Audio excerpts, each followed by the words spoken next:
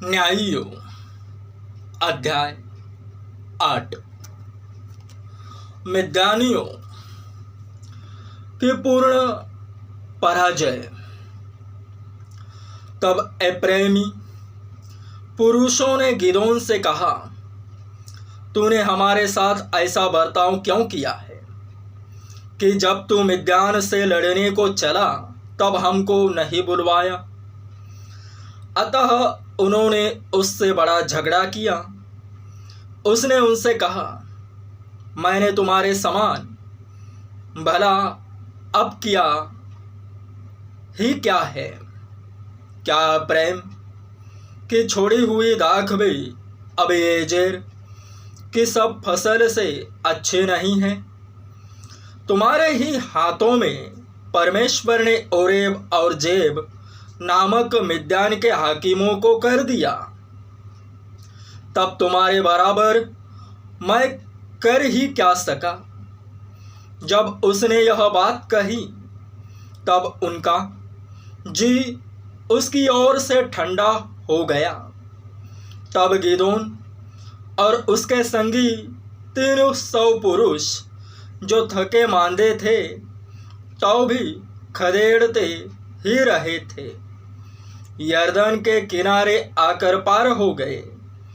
तब उसने सुक्कोत के लोगों से कहा, मेरे पीछे इन आने वालों को रोटियां दो, क्योंकि ये थके मांदे हैं और मैं मिद्यान के जेबह और सल्मुन्ना नामक राजाओं का पीछा कर रहा हूँ। सुक्कोत के हाकिमों ने उत्तर दिया, क्या जेबह और सल्मुन्ना तेरे हाथ में पड़ चुके हैं कि हम तेरी सेना को रोटी दे?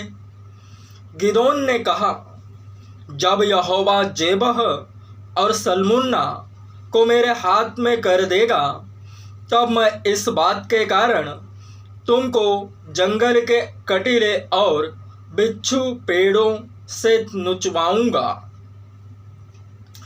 वहां से वह पनुएल को गया और वहां के लोगों से ऐसी ही बात कही, और पनुएल के लोगों ने सुक्कोत के लोगों का सा उत्तर दिया।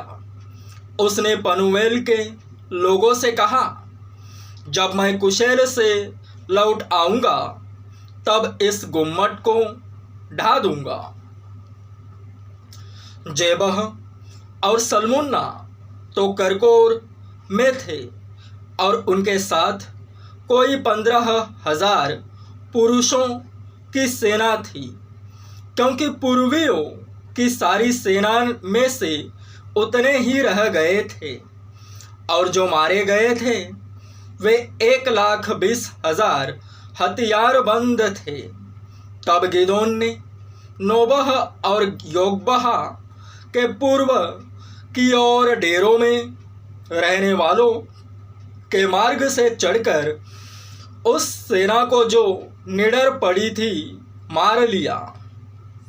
और जब जेबह और सल्मुन्ना भागे तब उसने उनका पीछा करके मिद्यानियों के उन दोनों राजाओं अर्थात जेबह और सल्मुन्ना को पकड़ लिया और सारी सेना को भगा दिया। और योआश का पुत्र गिदोन हेरेस नामक चढ़ाई पर से लड़ाई से लौटा और सुक्कोत के एक जवान पुरुष को पकड़कर उससे पूछा, और उसने सुक्कोत के 77 हाकिमों और वृद्ध लोगों के पते लिखवाए। तब वह सुक्कोत के मनुष्यों के पास जाकर कहने लगा, जेबह और सल्मुन्ना को देखो, जिनके विषय में तुमने यह कहकर मुझे चिढ़ाया था कि क्या जेबह और सल्मुन्ना अभी तेरे हाथ में हैं कि हम तेरे थके मांदे जनों को रोटी दे? तब उसने उस नगर के वृद्ध लोगों को पकड़ा और जंगल के कटीले और बिच्छू पेड़ लेकर सुक्कोत के पुरुषों को कुछ सिखाया। और उसने पनुएल के गुम्मट को ढा दिया और उस नगर के मनुष्यों को घात किया।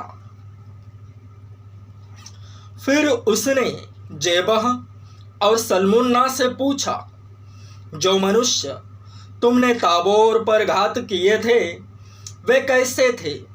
उन्होंने उत्तर दिया, जैसा तुम वैसे ही वे भी थे, अर्थात एक एक का रूप राजकुमार का सा था। उसने कहा, वे तो मेरे भाई वरन मेरे सहोदर भाई थे। यहोवा के जीवन की शपथ, यदि तुमने उनको जीवित छोड़ा होता तो मैं तुमको घात न करता। तब उसने अपने जेठे पुत्र यतेरे से कहा, उठकर उन्हें घात कर। परंतु जवान ने अपनी तलवार न खींची, क्योंकि वह उस समय तक लड़का ही था, इसलिए वह डर गया। तब जेबह और सल्मुन्ना ने कहा, तू उठकर हम पर प्रहार कर, क्योंकि जैसा पुरुष हो वैसा ही उसका पौरुष भी होगा। तब गिदोन ने उठकर जेबह और सल्मुन्ना को घात किया और उनके ऊँटों के गलों के चंद्रहारों को ले लिया।